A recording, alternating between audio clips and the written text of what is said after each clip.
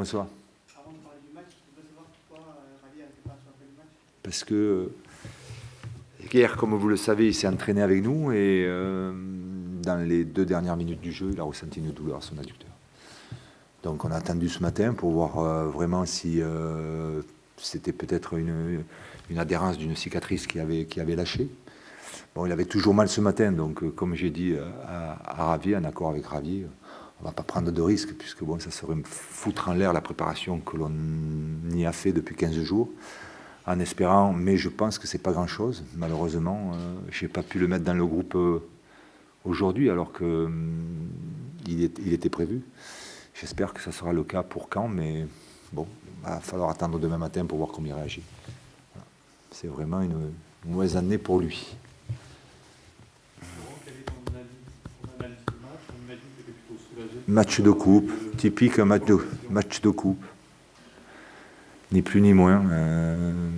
Si on n'arrive pas à ouvrir le score, comme c'est souvent le cas en coupe, ben le bloc défensif de Saint-Étienne était très bien organisé. Quelques maladresses de notre part, pas beaucoup aussi de perforations au niveau des joueurs de devant, des attaquants. Il y avait peu d'espace, c'était compliqué, voilà. Après, on n'a jamais renoncé. Et bon, j'avais quand même quelques armes aussi sur le banc de touche, ce qui nous a permis de gagner ce match-là sur une belle action. Mais c'est toujours compliqué, les matchs de coupe, c'est compliqué. Donc il y a aussi le fait que c'est notre 8e match en 23 ou 24 jours. Quoi. À un moment donné, les joueurs ne sont pas des machines non plus. On est exigeant avec eux, croyez-moi. Même à la mi-temps, je leur ai dit que c'était insuffisant, mais à un moment donné aussi, il faut comprendre un petit peu le rythme est un petit peu trop élevé. Donc ça met du temps à rentrer un petit peu dans le match. Chose qui peut être compréhensible. Est-ce que vous avez été satisfait, Laurent, de l'arbitrage? Pas parti. Vous savez, moi, l'arbitrage, j'en parle très peu. Apparemment, il n'y a pas de fait de jeu ce soir que l'arbitre a laissé passer. Pourquoi vous avez quelque chose de particulier vis-à-vis de l'arbitre ce soir? On a l'impression qu'il a été très loyal. Ah, bon. Je sais pas, peut-être vous avez raison, j'ai pas fait cette remarque-là. Moi, la seule chose que je pestais contre le 4e arbitre, c'était le gain de temps gagné par les joueurs de Saint-Étienne à chaque coup de pied arrêté, notamment les 6 mètres, les touches, les ballons qui rentraient alors que... Enfin, bon, bref, voilà. C'était un petit peu particulier. Mais à part ça, j'ai pas trouvé de choses particulières pour dire sur l'arbitre. Vous parliez des armes que vous aviez sur le banc. Oui. Quand vous avez vu la compo de Saint-Étienne, vous pensiez en avoir besoin de ces armes-là? Non, j'avais prévu certaines choses, pour vous dire la vérité. La composition de Saint-Étienne, je la connaissais pas. Il a donné le groupe ce matin, je crois. Sincèrement, avec tout le respect que j'ai pour Saint-Étienne et pour Christophe, mais je le fais souvent, nous, on s'occupe que de nous-mêmes. Donc on avait prévu une équipe pour jouer contre Saint-Étienne, quelle que soit l'équipe de Saint-Étienne, et on avait prévu certains changements, et on les a fait. Point. Voilà. Laurent, dimanche soir, vous avez regretté la qualité des corners. Qu'est-ce que vous en avez pensé ce soir? On en a eu 14, je crois, si j'ai bien compté. 13 ou 14, on a eu des corners. Je crois qu'on en a eu vraiment beaucoup ce soir. Ben, c'est toujours pareil, il y a quand même 10 joueurs de Saint-Étienne dans la surface de réparation. Ça devient compliqué pour marquer des buts. Il faut qu'ils soient vraiment bien tirés.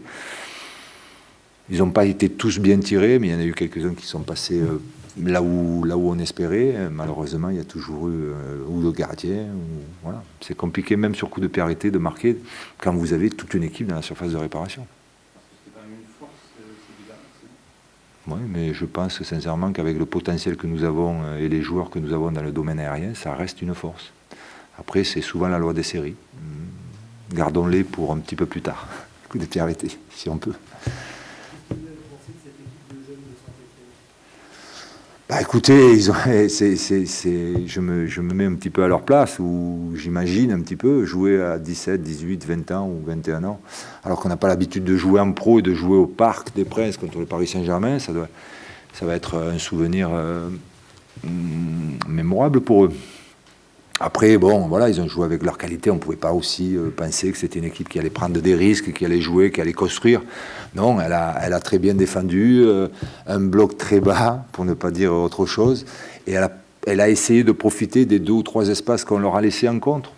Donc, à mon avis, Saint-Etienne avait prévu de jouer comme ça. Ils ont exactement respecté leur plan de jeu. Point. Justement, Laurent, sur ce genre de match-là, on pense peut-être que c'est peut-être l'occasion pour vous d'intégrer des joueurs qu'on a pu voir déjà cette saison, Menda, Nkunku ou d'autres. Vous n'avez pas fait ce Non, choix-là? ben non, mais j'ai des joueurs, monsieur. J'ai des joueurs qui sont en manque de jeu. Et donc, j'ai envoyé 2 jeunes avec les U18, parce qu'ils pouvaient jouer avec les U18 ou les U19, je crois. Que ce soit Jika ou Nkunku. Et puis après, non, j'ai un effectif, je dois le faire vivre l'effectif. Tout le monde est quasiment sur le pont, à part Ravier. Donc j'ai des joueurs. Quand j'aurai un peu moins de joueurs, les jeunes auront toujours leur place. Parce que c'est important aussi, les jeunes sont importants. Pour l'instant, c'est un petit peu, la porte est un petit peu fermée. Oui. Mais je ne parle pas des prestations individuelles. Je veux dire, je suis à l'aise avec vous. C'est pas que je ne veux pas vous répondre sur cette question-là, mais j'en parle très rarement.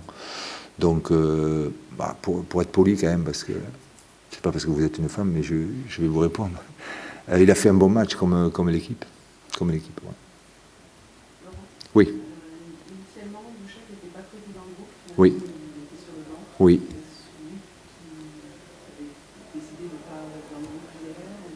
Et donc, comme il était aujourd'hui, il y a eu quelque chose. Ah, mais voilà. Et la preuve, il était là, il était 2e gardien avec nous. Donc, je reconnais que la situation des gardiens est difficile. Mais après, et je l'avais dit il y a une dizaine de jours, mais avec vraiment une grande franchise, et j'étais content du comportement de mes gardiens. Donc, même si hier, il y a eu une discussion un petit peu serrée avec Nico, tout est rentré dans l'ordre ce matin. Donc ça confirme bien ce que je pensais il y a une dizaine de jours. C'est bien. La situation Voilà. est difficile chez les gardiens. Est-ce que c'était le dernier match? Bon, elle est difficile chez les gardiens. Oui, non, mais c'est pas exceptionnel. Quand on a des gardiens, il y a 3 gardiens dans tous les clubs. Hein. Donc notre situation n'est pas exceptionnelle. Mais c'est vrai que bon, voilà, 3 gardiens, ça devient difficile parce qu'en début de saison, voilà, on a fait certains choix et que il s'avère que je pense qu'on a fait les bons choix. Ce sera le dernier match de Salvatore? J'en sais rien. C'est vous qui titrez ça. Je n'en sais rien. Je n'en sais rien. Il y a une situation qui est celle qu'elle est. Elle évoluera peut-être au mois de janvier. J'en sais rien. J'en sais rien. Je peux vous dire que. Vous voulez quoi? Pardon? Vous voulez quoi? Vous voulez qu'il reste? Vous voulez que... Moi, je vous l'ai dit, quand je vous dis que je suis satisfait de mon groupe et que si mon groupe n'évolue pas, je serai très satisfait. Ça vaut aussi pour les gardiens. Après, il y a la volonté des joueurs qui compte aussi. Merci beaucoup. Merci. Ça n'arrange pas le problème de calendrier, cette compétition reste 3 matchs. Ah non, pas du tout même. Mais alors pas du tout. Vous allez le faire Pourquoi? pour gagner cette compétition? Je sais pas. On fera tout pour gagner nos matchs, que ce soit en championnat, en Coupe de la Ligue ou en Coupe de France. Voilà la réponse. Je l'ai dit, on a des priorités dans les objectifs qui sont les nôtres. Mais d'après ce que j'ai lu, on dirait que j'ai dit que la Champions League et le championnat. Non, c'est 2 priorités dans nos objectifs, mais étant donné qu'on est tenant du titre de la Coupe de la Ligue et de la Coupe de France, on va pas les donner, on va pas faire cadeau de nos titres à d'autres équipes. On va jouer le jeu. Voilà. Si on a un peu de réussite avec tout l'effectif, je pense qu'on peut réaliser de belles choses, parce qu'on a un effectif de qualité et de quantité. Voilà. Mais dans les objectifs, on a des objectifs plus importants. Et on le dit clairement, voilà, tout simplement. Bonjour. Bon, pardon, bonsoir.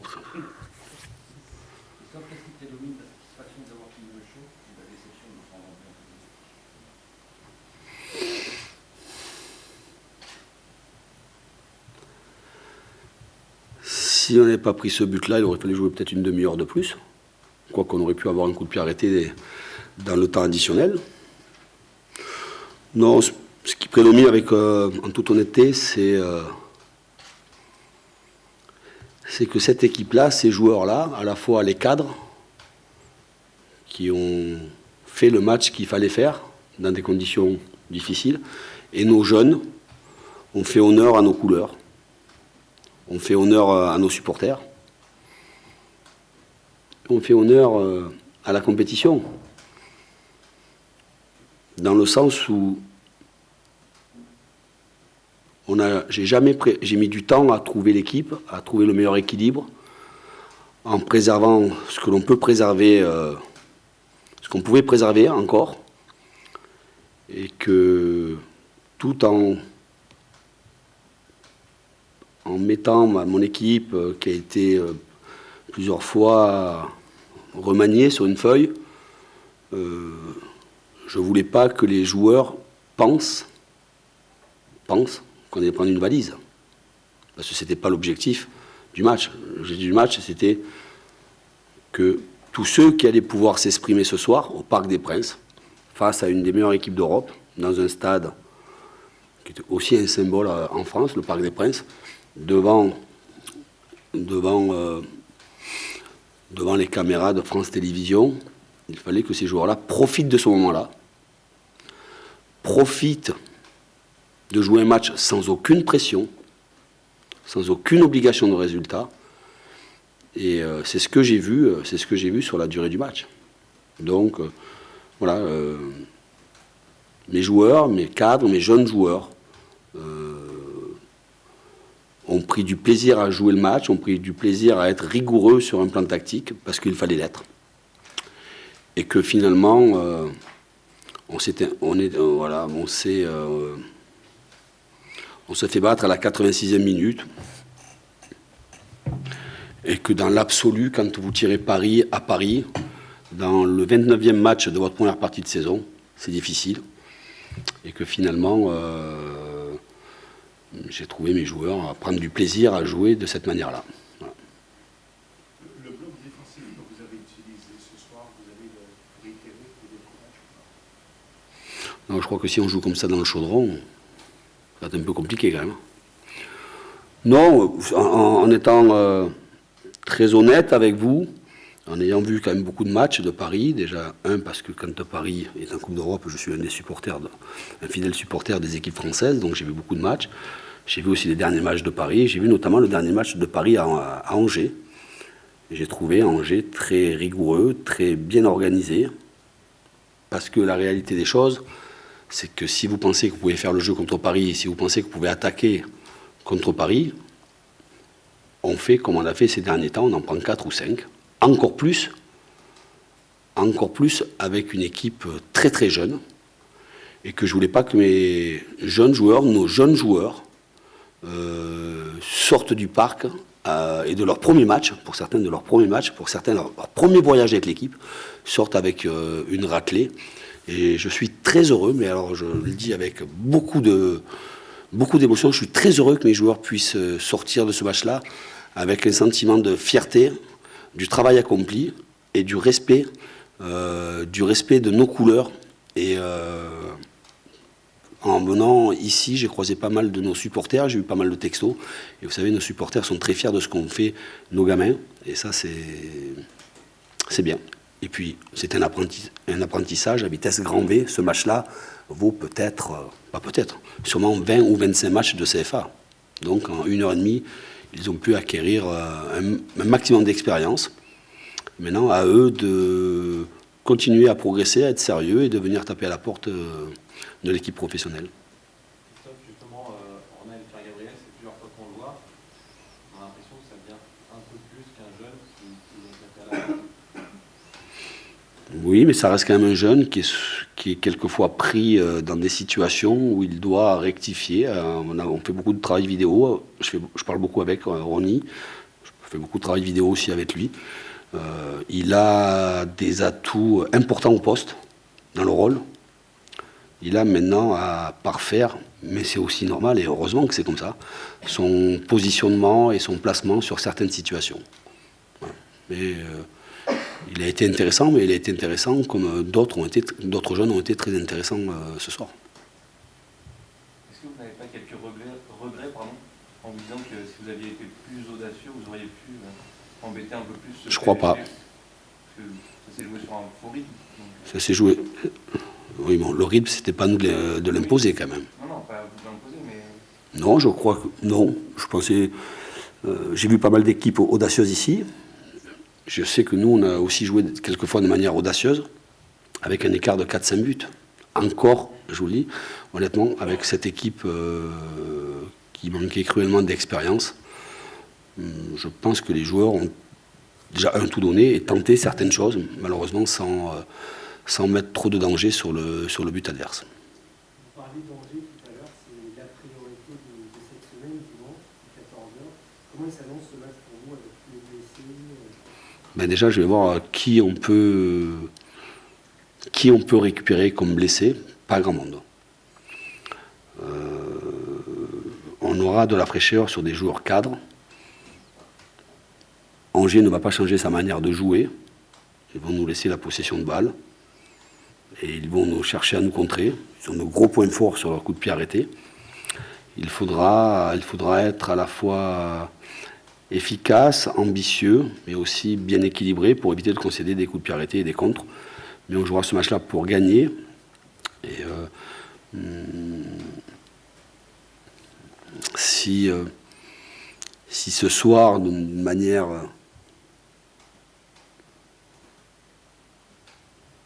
nous avons fait, je dis bien nous avons fait le choix de cette composition d'équipe, le choix de laisser certains joueurs, je dis bien nous, la direction du club, la direction technique du club et moi-même, c'est pour se mettre dans les meilleures conditions possibles pour pouvoir basculer à 29 points. Voilà. Dimanche, on jouera notre 30e match avec un effectif ce soir. Ce soir, il y avait 9 joueurs absents pour blessure et 2 joueurs absents pour suspension, ce qui fait beaucoup. Voilà.